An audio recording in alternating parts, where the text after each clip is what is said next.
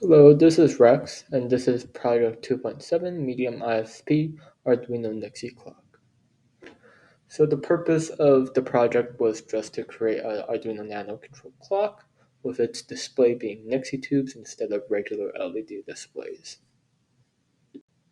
So how the circuit works is that you have two Arduino Nanos, and each of them is reading RTC, which is a real-time clock, through a I2C bus.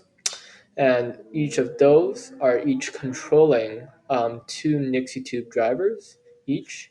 And in this case is to K155ID1 Nixie tube drivers. The reason I'm using two Arduino Nanos is because some of the pins on the Nanos don't give the proper highs and lows for the Nixie tube driver. So that causes some errors, and sometimes it causes it to display the wrong number.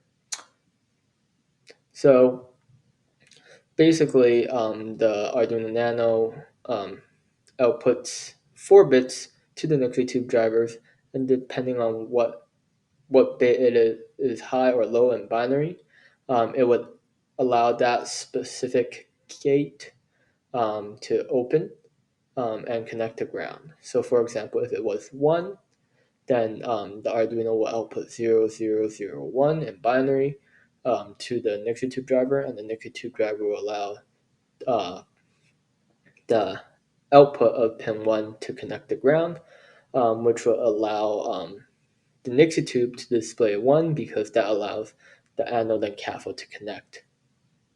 So that's how the circuit works.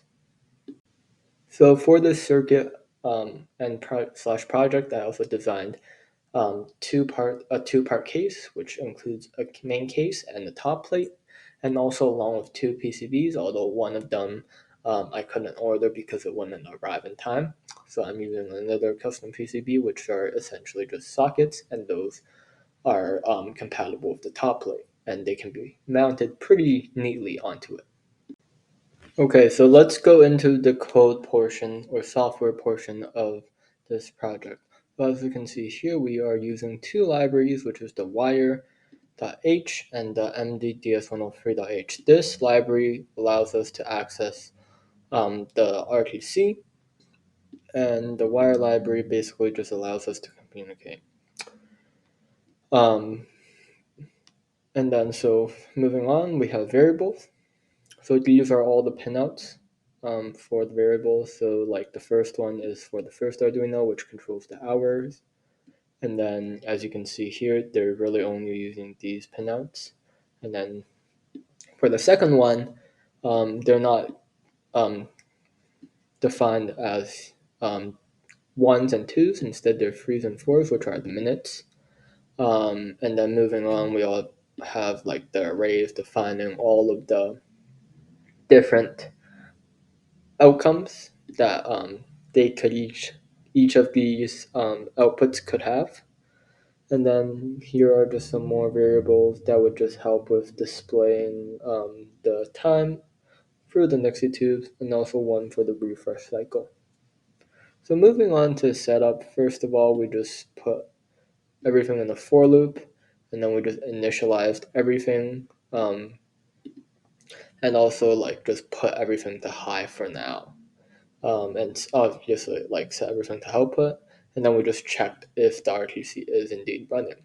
And then now in the loop, we get the time using the method, and then we make hour and minute RTC.hour and RTC.minute, and then from here on out we use 0, 1, 2, 3, and then 0, 1, 2, 3. These correspond to all the Nixie tubes. So like 0 corresponds to the first Nixie tube, 1 corresponds to the second Nixie tube, 2 is the third one, and the 3 is the fourth one.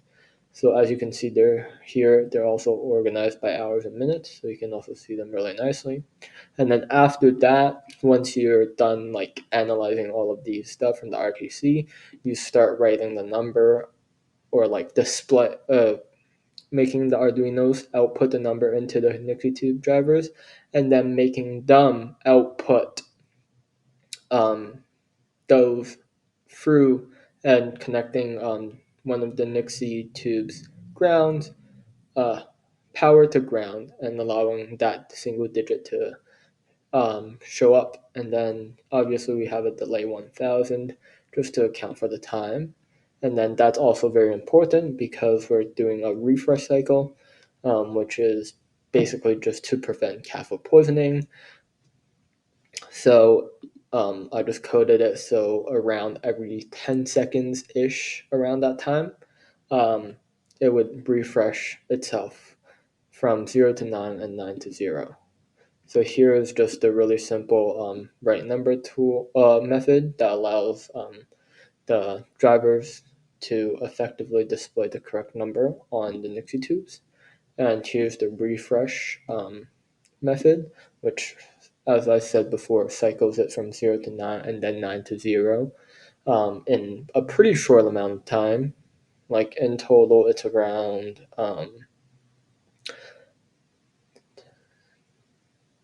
1 second ish, if I calculated it correctly. And that's just to prevent cathode poisoning.